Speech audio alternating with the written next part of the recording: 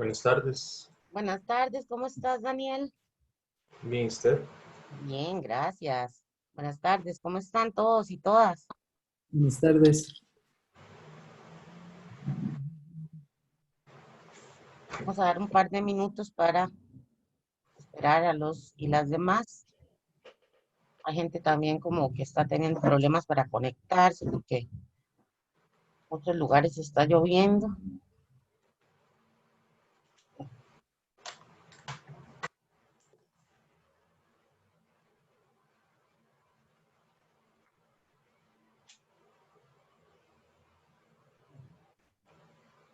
A ver,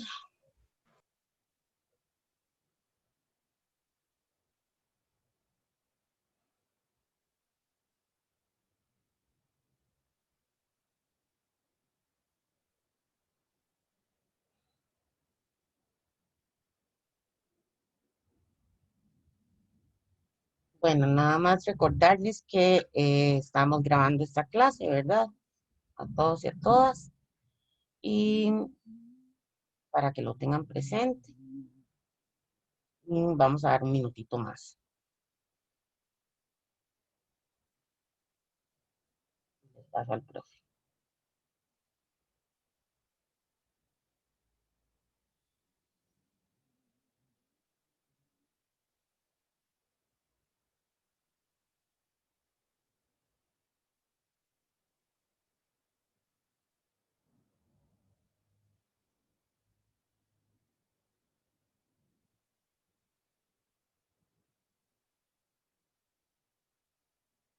Ok.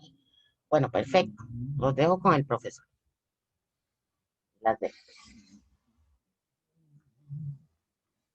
Buenas tardes, ¿cómo les va? Buenas tardes, profe. Buenas tardes. Buenas tardes, profe. Mucho gusto de verlos ahí en presencia virtual. Vamos a trabajar hoy sobre un tema muy importante. Tomen todos los apuntes que puedan. Aparte de lo que les mandamos por internet, ya hemos hablado de que los apuntes que ustedes tomen son esenciales, sobre todo porque son muy resumidos. Vamos a tratar hoy el tema de la inteligencia en general y los trastornos, las modalidades de trastornos intelectivos que se producen en algunas personas y algunos de ellos pues en cualquier persona, incluso completamente sana, se pueden producir. En cuanto a lo primero que sería la pregunta, ¿qué entendemos por inteligencia? Podemos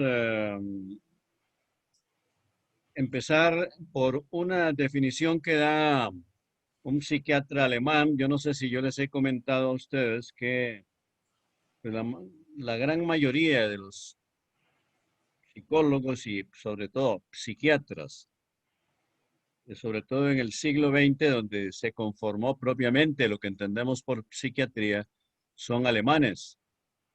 Y tenemos, por ejemplo, a Stern, que empieza con S.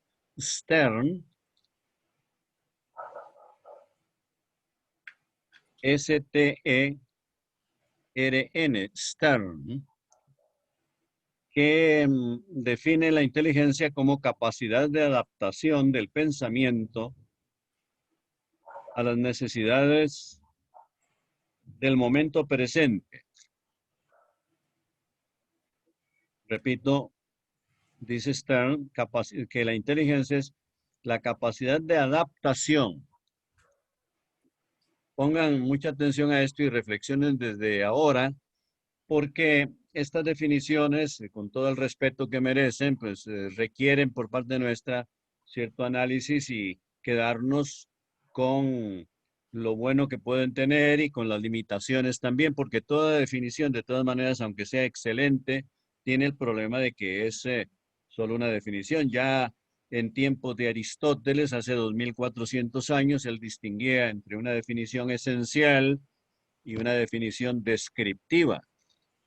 Y a veces se necesitan las dos, o casi siempre podríamos decir que se necesitan las dos para tener una visión más o menos concreta de lo que se quiere definir.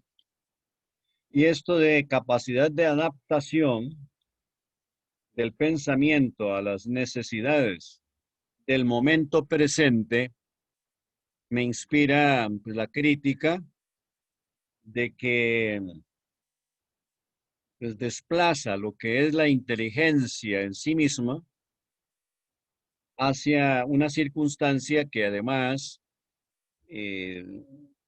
la reconoce como una dimensión inmediata, absolutamente presente, sin tomar en cuenta que en la inteligencia hay siempre una evolución en la que tiene que tomarse en cuenta el pasado y también la proyección hacia un futuro. Ojalá que hayan podido captar esto y lo vuelvo a decir por si acaso, de que le encuentro la limitación a esa definición de que pues, reconoce la inteligencia como una proyección a una circunstancia presente y la entiende como adaptación.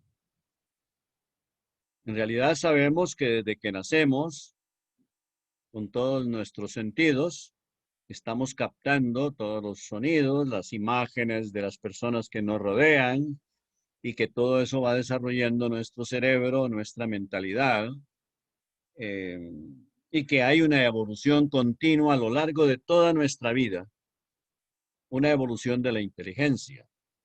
Por lo tanto, no se debe, en una definición, no se puede dejar fuera esta evolución, y toda evolución tiene que contar con un pretérito, un presente y una proyección hacia el futuro. Luego veremos qué definición damos nosotros para tomar en cuenta algunos elementos de esas definiciones de grandes psiquiatras y elaborar por nuestra propia cuenta una definición que nos satisfaga más, porque ya acabo de decir por qué esa definición de Stern no me satisface totalmente. Desde luego la inteligencia es adaptación, no podemos dudar de eso, pero es que la inteligencia en sí no es solo adaptación, sino que sustancialmente en sí, lo que la palabra misma inteligencia indica es el entender. Para adaptarse, para que ustedes vean el problema, para adaptarse a una circunstancia presente, es necesario entenderla. Sin entender, no podemos adaptarnos a una persona o a una circunstancia. Por tanto, la función, para que ustedes vean la limitación que tiene esa definición de Stern, que no define lo que es la inteligencia en sí misma como la función de entender, de inteligir, y por tanto la función esencial de la inteligencia es la intelección, con doble C, ¿verdad? No creo que tengan problemas ustedes para escribir y subrayar eso de intelección. ¿Qué es la intelección? Sencillamente, la función de entender. La racionalidad, ante todo, es fundamentalmente intelección de alguna cosa o de la realidad en general, y que esa intelección tiene un sujeto consciente de sí mismo.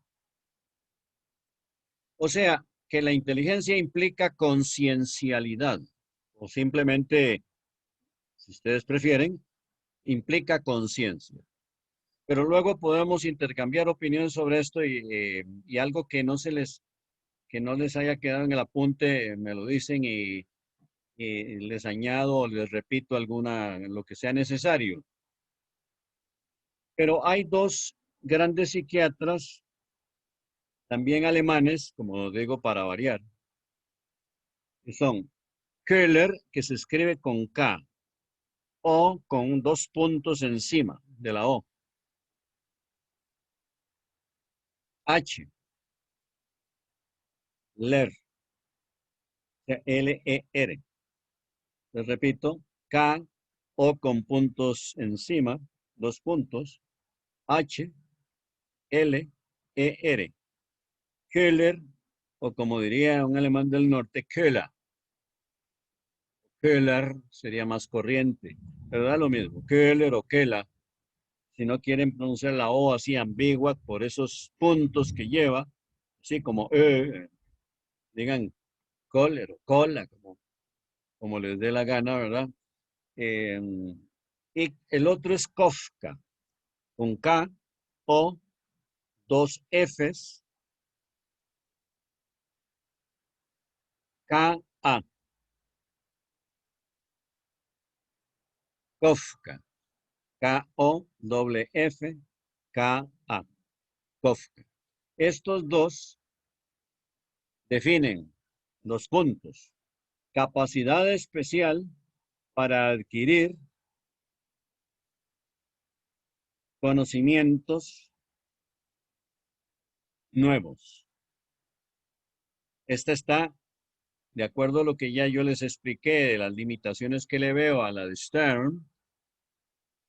Tienen que reconocer ustedes que nos debe parecer mejor, mucho mejor, porque define como la capacidad especial para adquirir conocimientos nuevos. Lo de nuevos creo que es innecesario, pero bueno, en la definición está. Sería más esencial la definición, ya ven ustedes, quitándole lo de nuevos.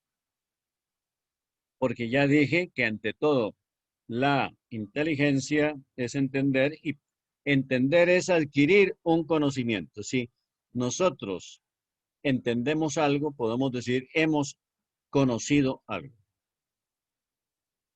Verdaderamente. Espero que lo hayan anotado así. Capacidad especial para adquirir conocimientos nuevos, dicen estos dos. Podríamos decir simplemente para adquirir conocimientos. Pero ya hemos dicho que algo que esas dos definiciones, o sea, esas dos definiciones que dan estos 3 psiquiatras, no decían, pero los hemos añadido nosotros, de que la inteligencia ante todo es la capacidad de entender y de conocer, y que en ese entender y ese conocer hay una autoconciencia, una conciencia de sí, como sujeto que es el que produce ese conocimiento de las otras, de las cosas que tiene enfrente en el mundo exterior. Hay que reconocer en la inteligencia 2 factores diferentes que sobre todo las 2 definiciones que acabamos de reseñar ahí o apuntar, no lo reconocen, ya lo expliqué. Lo de el devenir, la evolución de la inteligencia. Un factor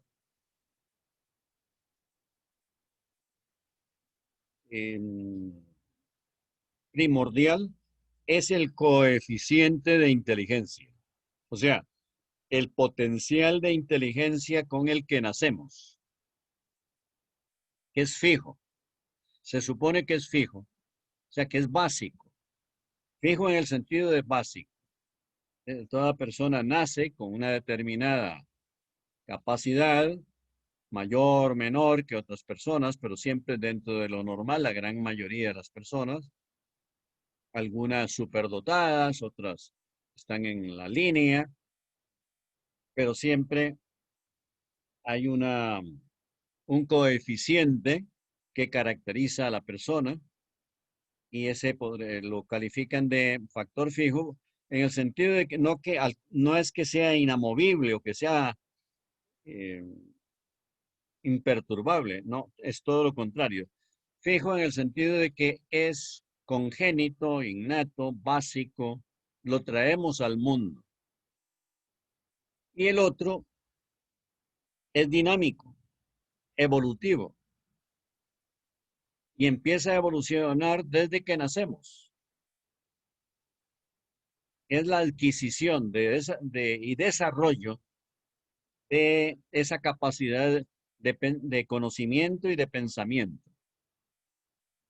Y por supuesto, cuanta más enseñanza hayamos recibido toda la vida, afortunadamente, todos los niveles, y más experiencias de la vida, algunas totalmente heterogéneas, más capacidad vamos adquiriendo. O sea, en general podemos decir que nos vamos haciendo más inteligentes que nosotros mismos, para no hacer comparaciones con nadie.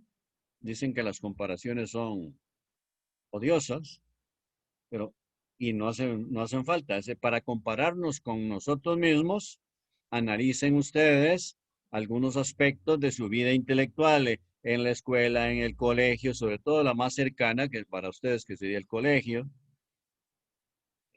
Cómo redactaban, qué vocabulario tenían, qué facilidad para expresarse tenían en el colegio y la que tienen ahora. Y desde luego que los cambios son asombrosos y a lo largo de su carrera irán notando un desarrollo extraordinario de algo muy importante, que es el criterio. Las opiniones que son capaces ustedes de elaborar sobre este asunto o el otro, sobre una gran cantidad de asuntos. Cada vez tendrán ustedes más profundidad, más conceptos, más ideas claras sobre un repertorio de temas cada vez más amplio a lo largo de toda su vida. Y nunca se deja, se los puedo asegurar, que nunca se deja de aprender. Siempre conservamos la capacidad de aprender nuevas cosas. Por eso la definición de Köhler y Kafka está muy bien en ese sentido de que es la capacidad de adquirir conocimientos. Pero él dice nuevos, pero no solo nuevos, sino que todos los conocimientos son en realidad nuevos. Si adquirimos un conocimiento que no teníamos, es nuevo. Entonces, ¿qué necesidad hay de decir que nuevos? Basta con decir. ¿Sí? Que yo quería aportar algo, bueno, también preguntar. Daniel. Digamos, sí. Correcto, ajá. Porque es que, digamos, con dos aspectos. Primero, con lo que es el tiempo de inteligencia y también con lo que es el coeficiente intelectual. Porque, digamos, se habla de que hay distintos tipos de inteligencia, por ejemplo, que hay personas que son muy buenas para las artes y demás. Pero ¿hasta qué punto uno puede generalizar la inteligencia? Por ejemplo, que uno, por más bueno que uno sea en un área, si uno en las demás áreas es muy malo, si se puede considerar que simplemente uno en general no tiene una inteligencia, no es dotado, digamos, o si se puede como clasificar en distintas áreas. Y lo otro sería que también se habla, por ejemplo, de tipos de inteligencia que muchas veces se confunde. Que hay personas que, por ejemplo, tienen muy buena memoria, tienen mucha facilidad para recordar, pero en análisis y la capacidad de decisión, la capacidad de expresarse y demás es mala. Entonces también como que también me gustaría como discernir si cabe como dentro del mismo la capacidad de memorizar o razonar. Sí, le agradezco mucho su intervención, como siempre, Luis Daniel, porque ese tema es importantísimo y tal vez si usted no me lo sugiere o no me lo plantea en este momento, como el tema que tengo aquí, que yo creo que vamos a tener que dedicarle por lo menos 2 lecciones porque vale la pena. No se me hubiera ocurrido por lo menos hoy, pero es importantísimo los 2 aspectos que están muy relacionados entre sí. El primero me parece que se refiere a las diferentes facultades, unas de carácter técnico, otras rigurosamente intelectuales, hay toda una jerarquía o estratificación de niveles de la inteligencia. Desde luego que en lo práctico, en las, por ejemplo, personas que son muy habilidosas, muy rápidas para determinados trabajos, habilidades específicas como la extraordinaria habilidad que todos toda la vida hemos admirado en futbolistas, algunos de ellos geniales. Y a propósito de esto, pues pongo como ejemplo de que la inteligencia a veces genial para un determinado orden práctico no va acompañado de una superdotación en el orden propiamente intelectual. Pienso, por ejemplo, en el gran jugador del Barcelona argentino que todos conocemos, que ha estado hasta en Costa Rica, Lionel Messi, que Lionel Messi casi no sabe hablar. Le cuesta muchísimo expresarse, hay un bajísimo nivel cultural ahí y social también. Muchos jugadores geniales proceden de estratos sociales y culturales muy bajos y el caso de Lionel Messi debe ser así, pero es que además este jugador ha tenido características psicológicas especiales. A veces lo ubican, yo diría que equivocadamente, pero se refiere a que tiene Asperger y en realidad su manera de ser confunde a muchas gentes, a muchas personas, porque yo creo que es humildísimo y sin embargo en Costa Rica cayó mal porque pasó por orgulloso y en realidad porque no jugó, que era lo que queríamos verlo aquí jugar. Y no jugó porque se lo prohibía la directiva de la selección argentina con la que vino y se lo prohibía el Barcelona porque venían campeonatos y en un partido amistoso que no tiene ninguna trascendencia, que le vayan a dar una patada por lucirse los de aquí y lo vayan a dejar lesionado 3 meses, al mejor jugador del mundo, pues no podía jugar. Bueno, pero no nos metamos con eso, sino como ejemplo de que es el caso de un jugador de fútbol genial para el fútbol y que no es que no sea orador, sino que le cuesta comunicar cualquier cosa, que tiene un mínimo grado de facilidad para comunicarse verbalmente. Y así podríamos encontrar pues una gran habilidades muy diversas, tejedoras que en concursos de tejido, desde el principio van dejando tiradas a las otras personas porque tienen mucha práctica y mucha habilidad para tejer. Serían incontables. Son habilidades prácticas, una aplicación determinada de la inteligencia. Todo arranca de la inteligencia, pero hay el funcionamiento de la inteligencia pura. Hay campos del saber que desde el colegio lo sabemos, en el cual algunas personas tienen una gran facilidad, por ejemplo, para las matemáticas.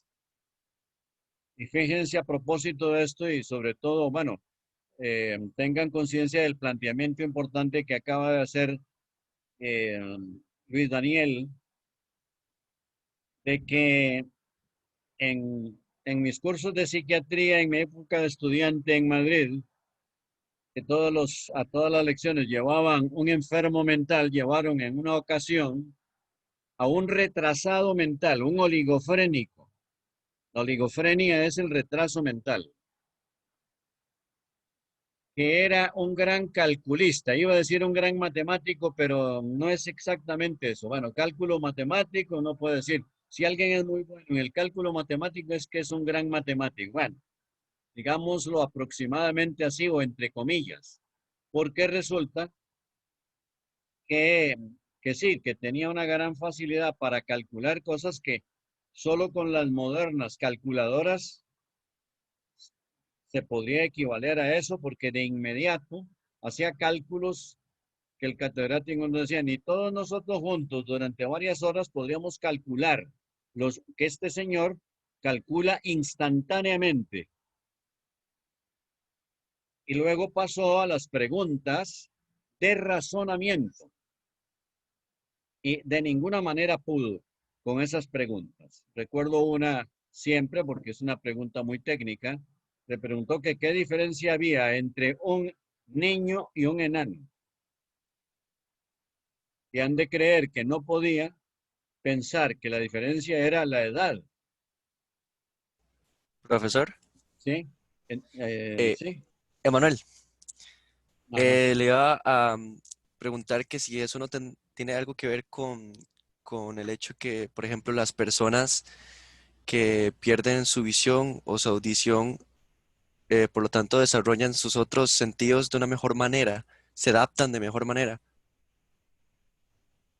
Desde luego que las limitaciones Ujú. de los órganos de los sentidos, Manuel, y de todos, porque también este planteamiento de Manuel es muy importante. Las limitaciones de los órganos sensoriales implican siempre cierto grado de limitación en la adquisición de conocimientos.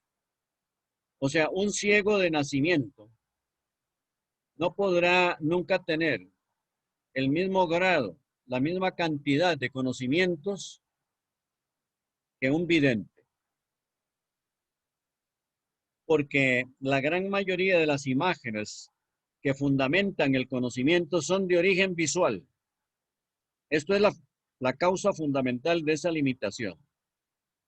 Desde luego que desarrollan otros talentos por compensación de la naturaleza. Por ejemplo, los ciegos de nacimiento desarrollan un sentido musical finísimo, una gran facilidad para cantar o tocar algún instrumento.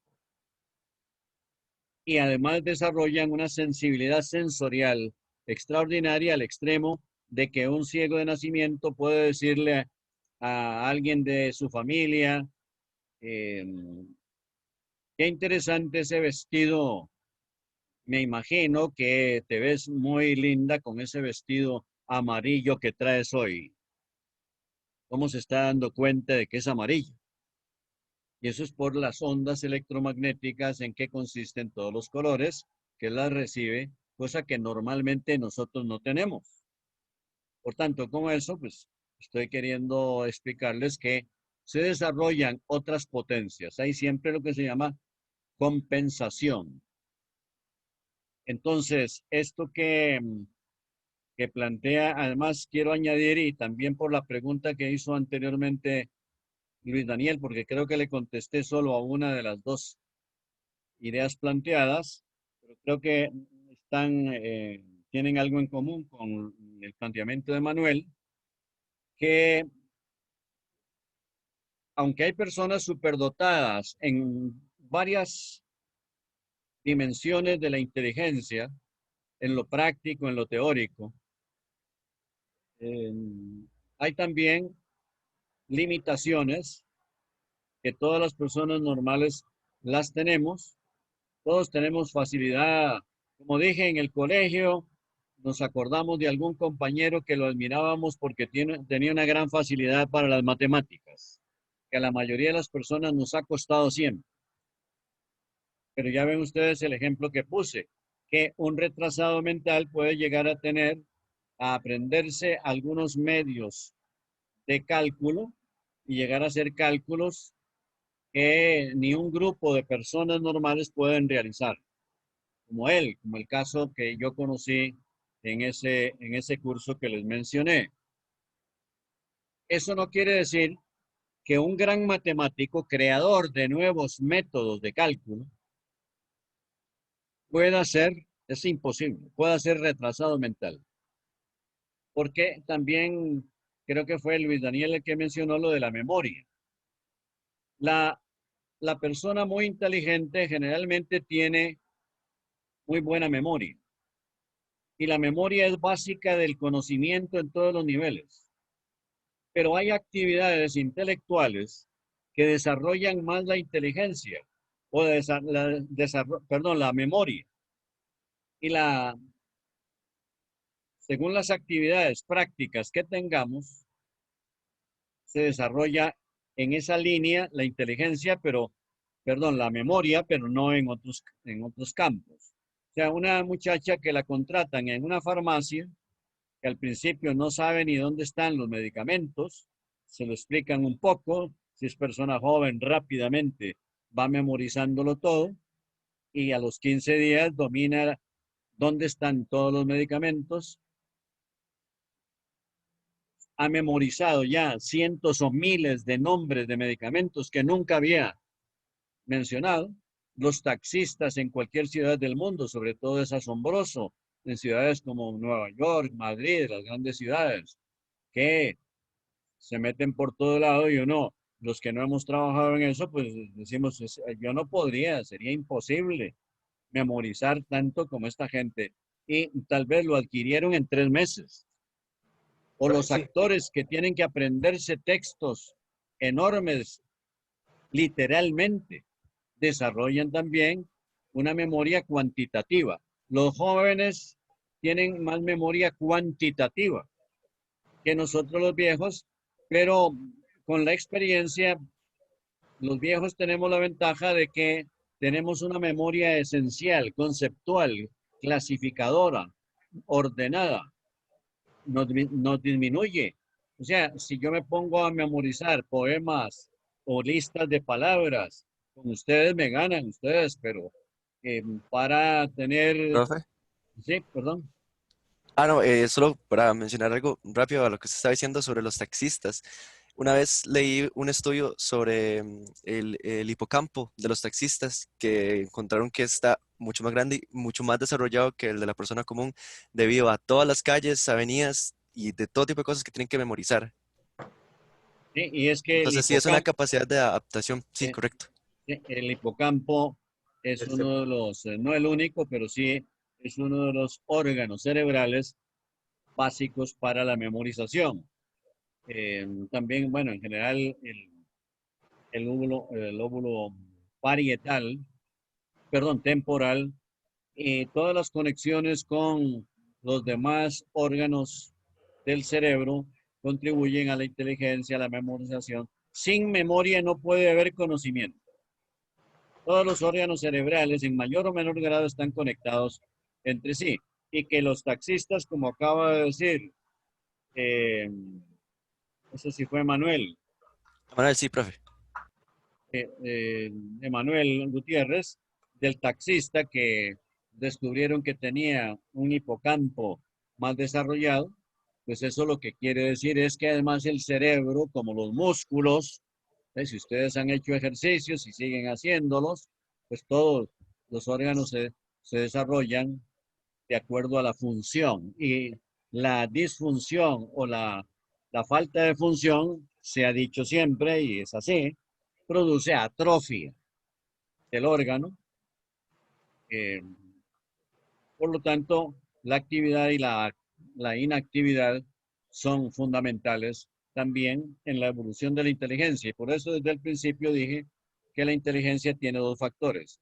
Un coeficiente básico elemental, hereditario, congénito, y otro que evoluciona a lo largo de la vida y que no deja de evolucionar. pero sí, profe, Ajá. yo quería agregar algo, digamos, con lo que usted está diciendo. Es que, digamos, usted mencionó el caso, por ejemplo, de aprender una habilidad, de aprender nuevos áreas. Pero, digamos, yo no... ¿Sí? ¿Me escucha? Pues creo que se me muteé. Ahora sí me escucha bien. Sí, sí, claro. Ok. Sí, que usted habló, digamos, del caso de la capacidad de memorizar, pero usted al principio mencionó lo del coeficiente intelectual que es único. Entonces, yo... Bueno, es básico, fijo se dice, pero la palabra fijo, yo dije que no me gustaba mucho porque no es fijo, sino que más bien va o- desarrollándose, pero en cuanto a potencial, ajá, se, exacto. se Usted se supone refiere a... que somos, tenemos la misma capacidad básica a lo largo de toda nuestra vida, pero por lo que nos volvemos más inteligentes, más aptos, es por el desarrollo mental que tenemos a través de las experiencias técnicas, prácticas y sobre todo intelectuales, los conocimientos. Vamos adquiriendo conocimientos y entonces es lógico que tengamos una por ejemplo, un criterio mucho más profundo y variado que el que teníamos años atrás. ¿Sí? Y entonces, ¿cuál es el problema, Luis Daniel? No, exactamente, que yo quería ver a qué se refería usted con fijo. Entonces ya veo que es desde la perspectiva de potencial, porque, digamos, por ejemplo, si yo tengo habilidad si yo tengo un cierto coeficiente intelectual, cabe la posibilidad que yo, mejorando algunas áreas, puede llegar a incrementar. Sí, eso sí es posible, digamos. Ah, eso claro que sí. Y además, la función siempre es un principio que viene desde el siglo XIX en ciencias naturales. Me parece que viene de Galton. La función crea el órgano. Y la carencia de función atrofia el órgano, ¿sabe? Entonces, la inteligencia va, según las actividades a que la obliguemos o en la que la apliquemos, así será el desarrollo. Si a este taxista, como era el caso de que ponía, me parece que Daniel, de que en el hipotálamo de ese taxista, el hipocampo, lo notaban como más desarrollado, quiere decir que también anatómicamente el cerebro va aumentando esa capacidad, no solo funcional, sino también estructural, de acuerdo a las necesidades de la vida. Se sabe que en la evolución histórica de la especie humana, el lóbulo frontal se le llama la inteligencia nueva o el segundo cerebro, porque es el más evolucionado y donde está, podríamos decir, las oficinas de la inteligencia, donde está el lóbulo frontal en dos estratos, el prefrontal y propiamente el frontal, la corteza cerebral motora y las oficinas de elaboración de pensamiento en comunicación con el hipotálamo, el tálamo y el sistema reticular ascendente. Todo esto nos, nos prepara para la inteligencia. Quiere decir que en el hombre, en los primeros homínidos, no existía propiamente una inteligencia del lóbulo frontal, o por lo menos tenía un mínimo de desarrollo. Y por eso, pues, a mí me parece que antropomórficamente es muy importante observar el lóbulo frontal de las personas. A mí siempre me llama mucho la atención. Y, Profe, ajá, anteriormente usted mencionó que la inteligencia tenía dos factores y uno de ellos era genético. ¿A qué se refiere usted o sea, con la inteligencia, con lo genético? por eso a veces digo congénito, en vez de genético, congénito. Lo que ocurre es que lo congénito en algún grado también es genético. Lo congénito es lo que viene con la génesis, con el origen nuestro. O sea, que lo traemos al nacer individualmente. Puede ser que la inteligencia y las habilidades que una persona tenga no la tengan sus padres, pero podría ocurrir que en todo su árbol genealógico nadie haya tenido esa habilidad, pero generalmente eh, hay algún ancestro, algún pariente, aunque sea lejano, que la tuvo y aparece por casualidad también en la persona aquella habilidad o aquella capacidad, por ejemplo, para la literatura. Puede ser alguien que los padres digan, pero qué raro que este hijo nuestro tenga tanta facilidad para escribir si en la familia no ha habido nadie escritor. Bueno, pero podría ser que algún pariente lejano. De todas maneras, también hay en la combinación genética de los gametos, la reducción meiótica que ustedes recuerdan por el colegio, en y en la combinación que se da de óvulo y espermatozoide, hay una génesis azarosa, o sea, casual, en donde resultó que la persona nació con una cualidad que no tienen sus padres. Por tanto, no se podría decir que sea hereditaria, pero estaba en la dotación genética suya y no debe ser tan desagradecido para decir, esto yo no lo heredé de mis padres porque ellos no son pintores ni son escritores, yo sí, porque desde luego que era en la dotación genética del óvulo y el espermatozoide, que son de sus padres, donde combinados podía aparecer esa, esa cualidad. Por tanto, a la pregunta que me hace, no sé si era Daniel, pues le contesto claramente esto, de que, Ah, Manuel, profe. Manuel, bueno, Sí. sí, Manuel, que por eso prefiero decir siempre congénito que hereditario, porque congénito en algún grado implica lo hereditario, en algún grado, pero podría no manifestarse. Y congénito es lo que nos acompaña desde el nacimiento, que somos por naturaleza, por nacimiento, lo que somos. Y que es muy probable que nuestros hijos hereden de nosotros pues una gran cantidad de cualidades que están en el ADN y que lo transmitimos a través de nuestras células germinales. Pero entonces no sé si te quedó claro esto, Emanuel, de lo congénito y lo hereditario. Generalmente, y te lo repito, generalmente lo congénito es en algún grado hereditario, pero podría no serlo. Ok. Bueno, Entonces, un ejemplo. em, Mi familia de parte de mi papá y de mi mamá son músicos, todos, la mayoría, sí. Entonces, si digamos yo tengo un hijo, hay una probabilidad de que salga súper dotado para la matemática, por ejemplo, pero que también por genética tenga una mayor facilidad para aprender música, por ejemplo. sí, desde luego, y ahí también te añado algo a ese planteamiento, que tal vez no lo has pensado. Es que los hijos de los músicos generalmente nacen y se desarrollan con buen oído y habilidad musical, Ok, sobre todo para el tipo de instrumento que han cultivado sus padres o alguno de ellos. Pero ahí muchas veces es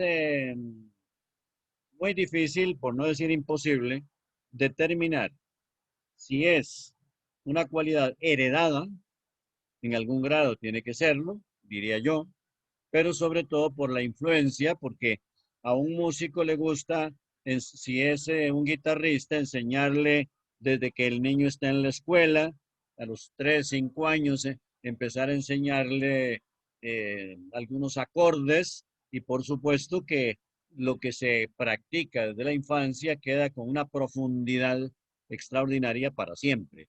Entonces, muy difícil decir, ahí hay herencia, porque lo que es totalmente seguro es que la enseñanza que tú lo ha condicionado para la música.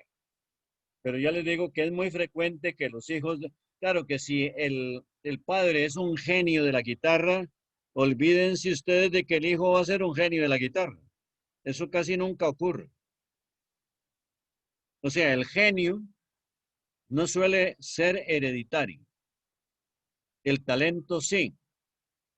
¿Y por qué el genio no?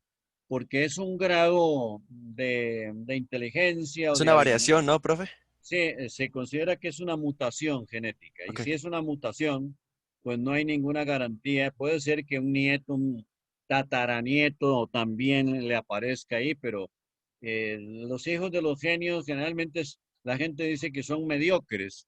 Y bueno, mediocres, no que sean poco dotados. Es lógico que el hijo de una persona inteligentísima también sea muy inteligente, pero la gente piensa, de hecho, sí, pero como el papá no, bueno, no, pero se la juega muy bien con la inteligencia que obtuvo al nacer. Por eso entonces añado esto a la inquietud que tiene Emanuel. No sé si alguna otra persona, si por Gracias, profe. ejemplo, bueno, mucho gusto. Sofía Murillo, si en este momento quisiera alguna opinión, de comunicarnos o alguna duda o alguna preocupación. Profe, algo que a mí no me quedó claro es, una parte usted mencionó que habían como dos factores diferentes en la parte de inteligencia y no me quedó claro si era, los dos factores son coeficiente intelectual y la evolución de la inteligencia o si eran otros. No, esos dos son, sí, el factor que ya yo dije que no me gustaba llamarle fijo, es mejor llamarle factor básico congénito, es el potencial de inteligencia y también es una suposición. Se supone que nacemos con un factor intelectual básico, una capacidad grandísima o muy buena o mediocre, y hay otra que es la más importante, diría yo, porque es la evolución. Nuestra inteligencia con las experiencias de la vida intelectuales y los conocimientos que adquirimos, la cultura que todo lo que hemos estudiado, hemos leído, nos permite la evolución. Entonces hay un factor que se considera, por eso lo consideran fijo, pero ya dije que bueno, algunas cosas que se dicen en la psicología y la psiquiatría clásicas a veces no convencen, pero así están. En realidad se le llama fijo porque se diferencia del factor evolutivo, pero es que dentro de esa capacidad básica, elemental, congénita, dije, está la capacidad de evolución. No podemos distinguir como si fueran dos inteligencias, una fija y la otra que evoluciona, porque es la misma. Solo que hay esos dos factores, porque si una persona es muy mediocre, digamos, que no tenga un criterio ya como adulta joven, no se le nota mucha chispa, como dice la gente, que no tiene mucha brillantez. Es normal, pero sus criterios son superficiales. Podríamos pensar que su coeficiente intelectual, aunque es normal, no es brillante.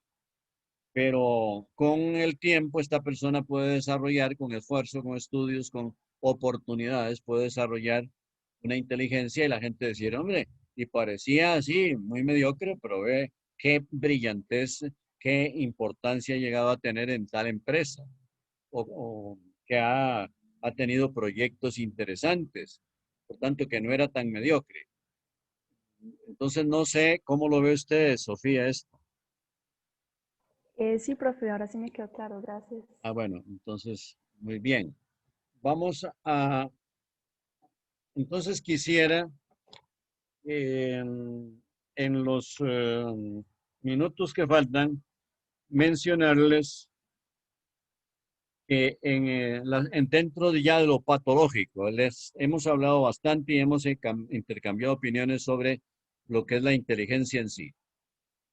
Eso es fundamental. Pero ahora vamos a hablar de las alteraciones de la inteligencia.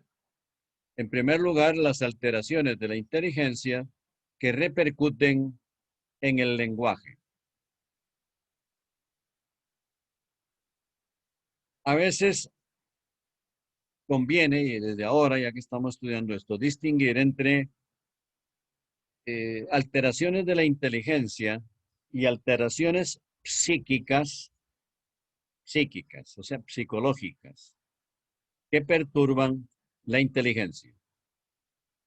Hay personas muy tímidas.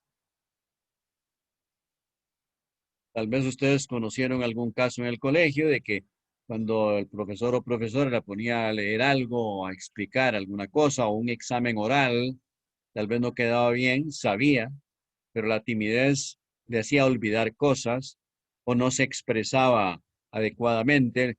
La capacidad de expresión es siempre decisiva y traten ustedes siempre de desarrollarla, sea cual sea la carrera que lleven, porque para la vida profesional y existencial, para todos los niveles de la vida, la elocuencia, la facilidad para expresarse es fundamentalísima. Una persona con dificultad para expresarse, trabada para hablar, puede ser inteligentísima, pero pasa por tonta o poco brillante por esa razón. Y la razón no está en la inteligencia, sino en el temperamento, en esa timidez excesiva. Y ustedes saben que una persona muy nerviosa, incluso un estudiante que va a exponer o que le están haciendo un examen oral que se juega todo el año, etcétera, puede ponerse tan nervioso que habiendo estudiado mucho, habiendo sabido mucho, puede perder hasta el examen por esa razón. Si el profesor o profesora no toma en cuenta eso, y por eso algunas personas prefieren un examen escrito que un examen oral,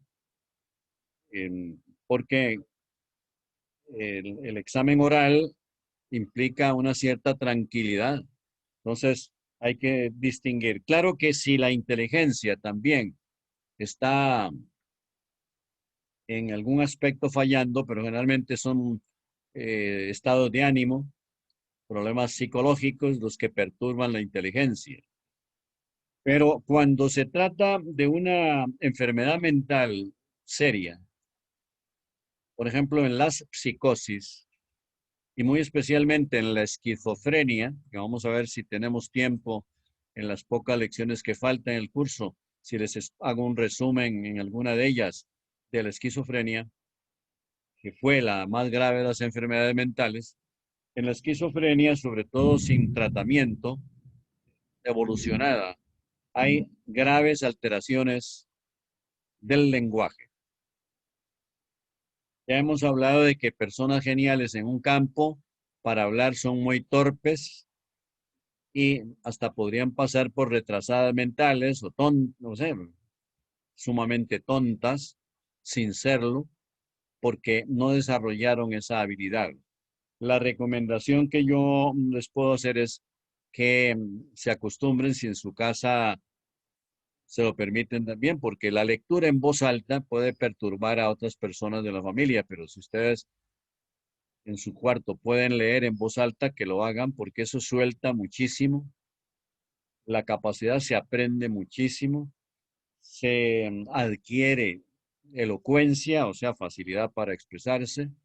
Es un hábito extraordinariamente importante que ustedes desde ahora pueden adquirir, la lectura en voz alta. En cuanto a alteraciones del lenguaje, mencionen ahí, anoten, ya por deficiencias neurológicas, están la disartria, o sea, la mala articulación de las partes de una frase, de las letras que integran una palabra, disartria, desarticulación. La afasia es ya la incapacidad de hablar, ya por un trauma intracraneal o un tumor o cosas de estas. También está la dislalia, que es una separación entre las sílabas de una palabra.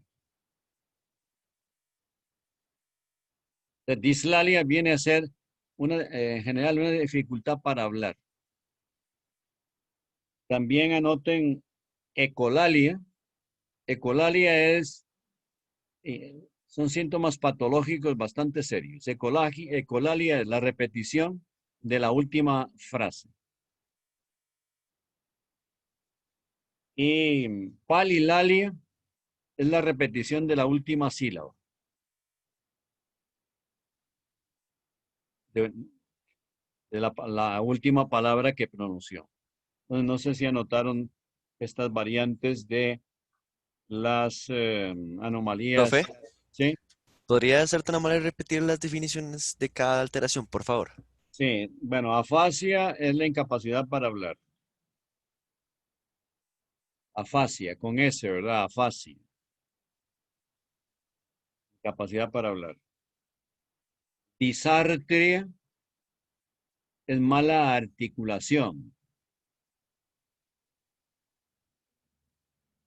entre las partes de una frase. Una desarticulación.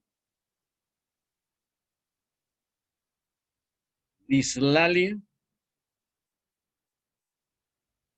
en general puede traducirse, digámoslo así, por el griego y latín. Dislalia es una dificultad, una cierta perturbación para hablar, en general. Dislalia. Ecolalia, como la palabra lo dice, eco, es la repetición de la última frase. Es decir, él llegó ayer y repetir, él llegó ayer 2 veces, a veces hasta 3. Eso es ecolalia. Y finalmente, palilalia, que es repetición de la última sílaba que pronunció la persona. Hay algunas, bueno, en la esquizofrenia, anoten ahí que se produce lo que se llama verborrea. Verborrea. Que literalmente lo que significa es un derrame de palabras. Verborrea. Que la persona habla continuamente con gran rapidez pasando de una idea a otra. Eso implica algo muy importante en la esquizofrenia, que es fuga de ideas.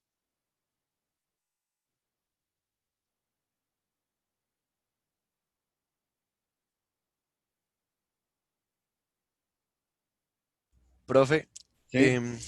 eso no te, bueno, no sé, ¿verdad?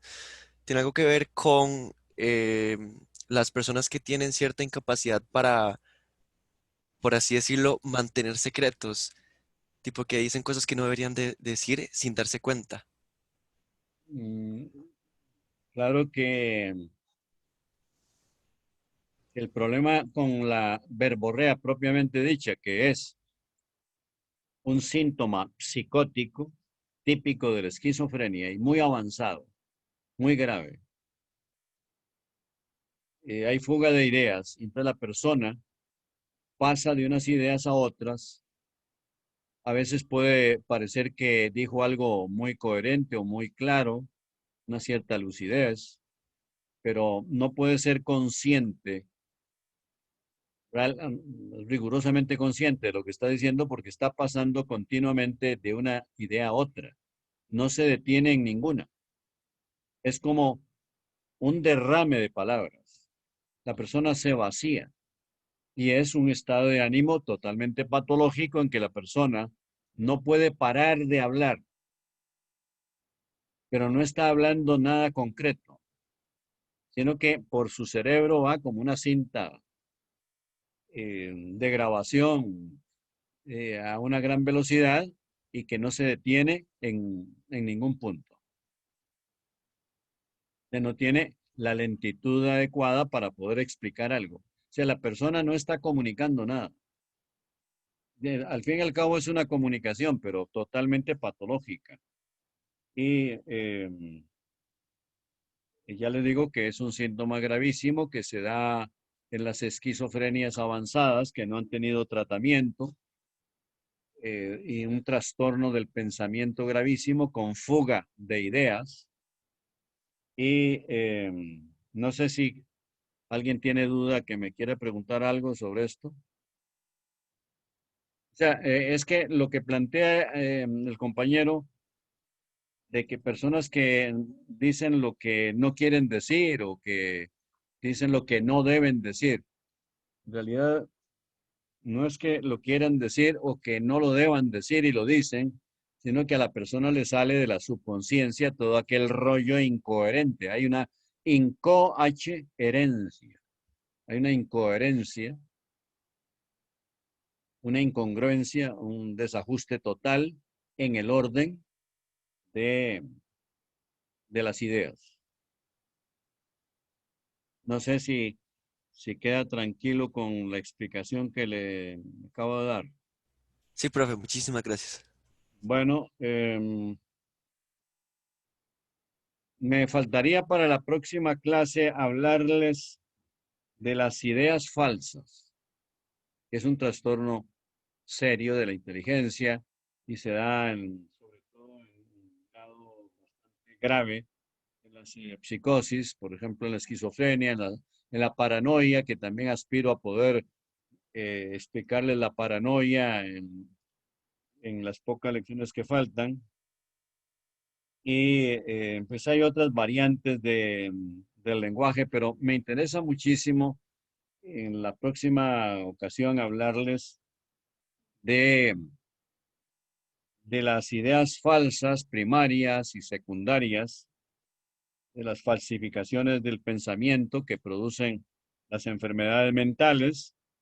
Hay una curiosa alteración del lenguaje que se llama el hablar musitando, que también se da en la esquizofrenia. Hablar musitando, que es como hablando como al oído para que ninguna persona, excepto aquella con la que está la persona hablando, lo oiga. De que hay que más bien decirle a la persona que hable un poco más fuerte porque no se le oye nada. Ese es el hablar musitando. Y hay otro fenómeno que es el lenguaje viscoso. De hablar musitando y el lenguaje viscoso. Ya hemos hablado, viscoso es todo lo contrario, una dificultad, una gran lentitud para hablar, el ir pasando poco a poco de una idea a otra y que no se sabe exactamente a dónde va a parar. Hay otras variantes, pero ya las mencionaremos cuando hablemos del lenguaje patológico, pero ya les dije más o menos qué significa la incoherencia,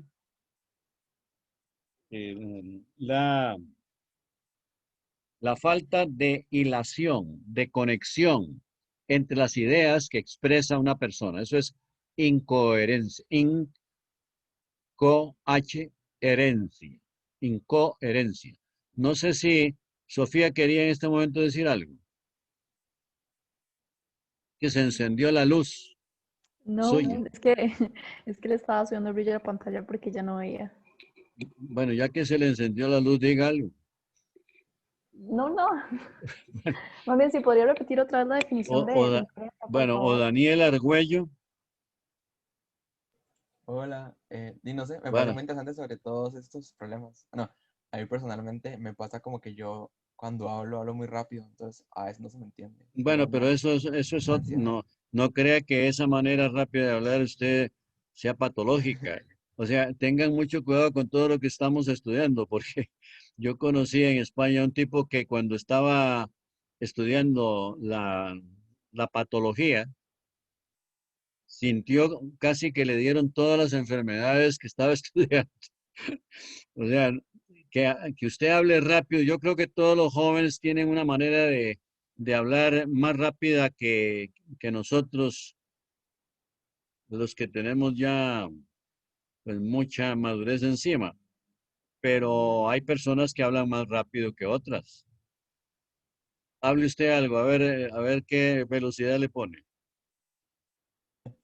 No, no, o sea, cuando hablo normal no hablo tan rápido, es más como cuando tengo como las ideas en mi cabeza, las Bueno, pienso como tan rápido que a la hora de hablar como que no se me llega a entender a veces, pero si yo estoy como con tranquilidad hablando, pues sí, no, no si hay habla tanto problema. rápido es que tiene un dinamismo de las ideas, le vienen, le afluyen sus ideas a la conciencia muy fácilmente y por eso yo creo que, bueno, también depende del hábito, pero a mí me parece que las personas muy jóvenes hablan más rápido que las personas viejas y las dos cosas son válidas. Cuando usted habla con un amiguillo por teléfono, estoy seguro que habla rapidísimo, casi atropelladamente. Lo Sí, importante, sí. Lo importante es que le entiendan a uno, porque si la velocidad es muy grande, ya, pero ya le digo que eso suyo es totalmente normal. Es que estamos hablando de la fuga de ideas. Cuando la persona pasa de una idea a otra, es un torrente que la persona no lo puede dominar. Y solo un psiquiatra muy experto puede detener a una persona con verborrea, con alguna pregunta clave. Si no hay, si a la persona se le hace una pregunta inadecuada, sigue hablando y hablando y hablando sin parar. Por tanto, es un trastorno gravísimo de la personalidad. Entonces, no sé, antes de que doña Cintia pase lista, a ver si alguien tuvo problema, si alguien quiere que rápidamente le conteste algo, o si no, me despido hasta el próximo día. ¿Hay alguien que quiere decir algo? No, Parece profe, que no. muchas gracias. Bueno, con mucho gusto. Entonces, me despido y hasta el próximo día. ¿Me oyeron? Muchas gracias. Bueno, Gracias, Gracias, profe. profe, hasta luego. adiós. Ahora, Gracias, profe. bueno, Gracias, profe. Hasta hasta luego. luego. Hasta luego.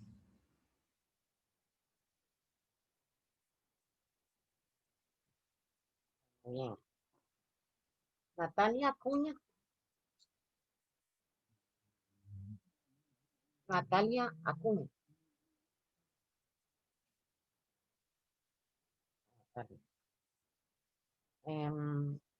Emily Aguilar. Presente. Denise Méndez. Denise Méndez.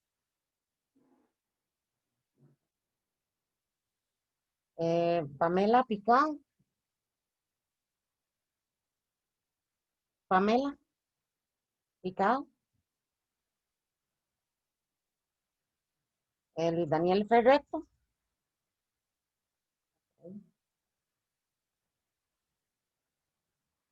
Valeria Jiménez. Acá. Josué Ureña. Presente. Gracias. Jorge Vargas, que sí, ya me dije que estaba. Ariela Alfaro. Presente. Daniel Argüello. Presente. Gracias, Daniel. Jeremy Arias. Aleluya, Jeremy. Sí, Presente. gracias, Jeremy. Ariana Barrantes. Presente. Ariana. Aquí. Sí. Sí, ya la vi. Lucía Bonilla. Presente. Gracias, Lucía. Cristian Cascante. Presente. Gracias, Cristian. Joao Castro. Presente. Gracias, Joao. Emanuel Gutiérrez. Ahí lo oí a Emma hoy, ¿verdad? Sí, Ok. aquí estoy. Diego Madrigal. Diego. Diego Madrigal. No, Diego. Jimena Matei. Presente. Gracias, Jimena. Luis Daniel, si te preocupas ahí te llamé, pero ya te puse presente porque vi que te habías desconectado. Irene Méndez.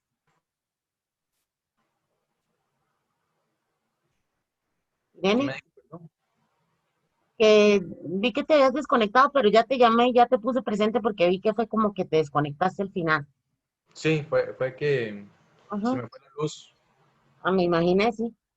Ok. Irene Méndez. Presente. Gracias, Irene. José Roberto Montero. Presente. Gracias. Estefanía Mora. Presente. Ya. Mabel Ramírez. Presente. Jennifer Trujillo. Jennifer. Ahí no. Jennifer Trujillo. David Zúñiga Presente. y Martín Echandi. Presente. Bueno, muchísimas gracias a todos y todas por conectarse el día de hoy y nos vemos Disculpe. dentro de 2 semanas. Ajá, sí, me Diego. Es que a mí se me fue la luz un segundo, entonces no sé si me llamó y en ese momento no Vamos estuve. a ver, Madrigal, sí, te puse ausente, sí. Sí, bueno, muchas gracias. Ya, Presente. corregido. Gracias, Diego. Gracias. Estén muy bien entonces, todos y todas. Nos vemos en 2 semanas. Gracias. Gracias, hasta luego. Muchas Que gracias. estén muy bien. Chao, chicas, chicos.